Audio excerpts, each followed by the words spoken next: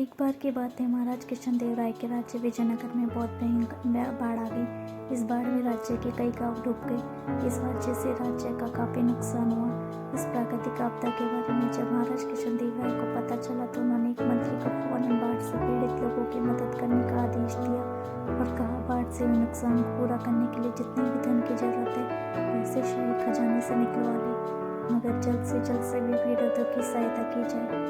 साथ ही कृष्णदेव ने मंत्री से बाढ़ की वजह से टूटे पुल, सड़क और लोगों से घरों की मरम्मत कराने को भी कहा। महाराज का आदेश पाकर मंत्री ने शाही खजाने से ढेर सारा धन निकाला और लंबे समय के लिए गायब हो गया।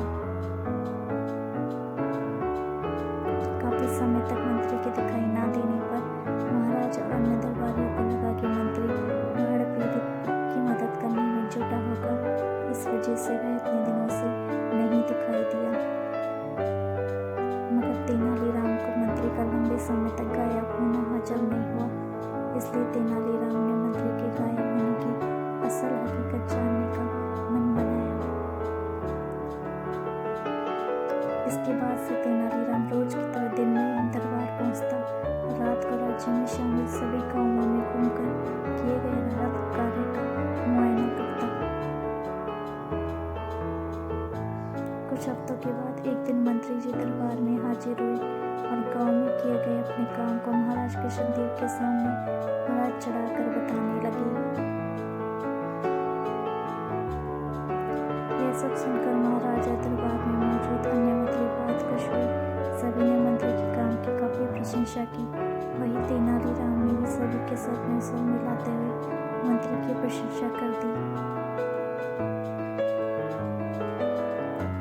कुछ देर बाद जब दरबार का कार्य खत्म हुआ, सभी दरबारी अपने अपने घर चले गए, लेकिन तेनालीराम भी अपनी जगह पर बिल्कुल शांत बैठा रहा। तेनालीराम को इस स्थिति में देख महाराज कृष्णदेव ने पूछा, तेनालीराम तुम घर क्यों नहीं गए, क्या बात है?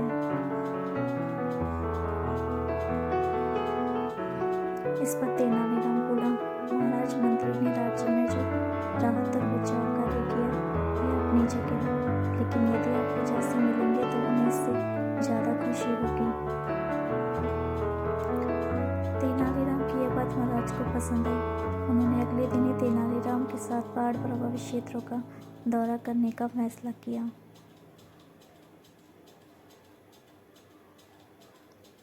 अगले दिन सुबह होते ही महाराज और तेनालीराम बाढ़ प्रभावित क्षेत्रों का दौरा करने के लिए तैयार हो गए। दोनों ने अपने अपने घोड़े की सवारी की और आगे बढ़ने लगे। कुछ दूरी पर महाराज रुक गए और चौंककर तेनालीराम से पूछा, इस शाही बाग में लगे सुंदर पेड़ और फलदार वृक्ष कहाँ गए? तेनाली ने कटाक्ष करते हुए कहा, हो सकता है महाराज ये पेड़ बाढ़ के साथ बह गए हों। तेनालीराम की बात सुनकर महाराज खामोश हो गए और आगे बढ़ने का इशारा किया। दोनों कुछ दूर आगे बढ़ ही पाए थे कि महाराज की नजर वहां मौजूद नालों पर पड़ी। नालों पर मंत्री जी को पुल बनवाने को कहा गया था, लेकिन वहां पुल की जगह पेड़ों के तने डाले गए थे। महाराज समझ गए कि मंत्री ने शाही बाग के वृक्ष के तनों को नालों पर डलवा दिया है।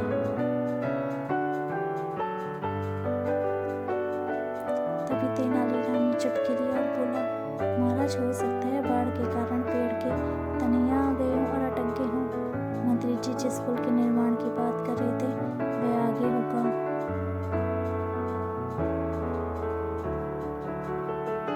इस पर भी महाराज कुछ नहीं बोले और आगे बढ़कर एक गांव में पहुंचे।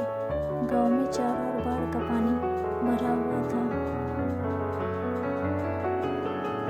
वहां मौजूद लोग बाढ़ के कारण बेहाल थे। कुछ लोग जान बचाने के लिए अपने घरों पर पड़ी खपरेल पर चढ़े हुए थे, तो कुछ पेड़ों पर रह रहे थे।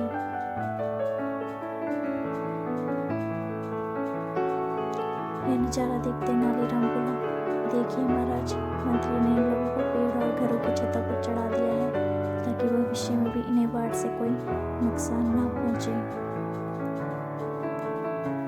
अब महाराज कृष्णदेव राय के सब्र का बांध टूट गया और वे गुस्से से तिलमा उठे।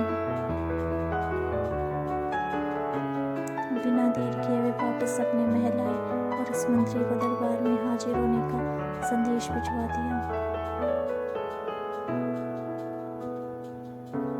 मंत्री डरते डरते दरबार पहुंचा। उसे देख महाराज का गुस्सा फूट पड़ा।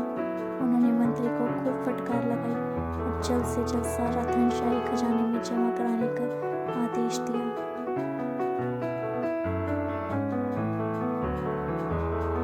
वहीं महाराज ने राज्य में राहत और बचाव कार्य करने का जिम्मा तेनालीराम को सौंप दिया।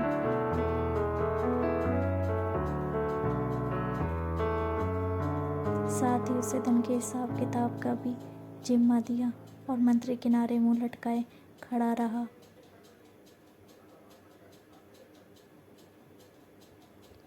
इस कहानी से हमें यह सीख मिलती है कि जब कोई आप पर भरोसा करके कोई बड़ी जिम्मेदारी दे तो आप पूरी ईमानदारी और निष्ठा से उस काम को करें ताकि उसका विश्वास आप पर हमेशा बना रहे। अगर आपको कहानी अच्छी लगी हो तो चैनल को लाइक और सब्सक्राइब कीजिएगा ताकि इसी तरह के और इंटरेस्टिंग स्टोरीज आपको टाइम टू टाइम मिलते रहे। And thank you so much for watching. Thank you once again. Keep watching, keep subscribe, keep follow for more videos like this.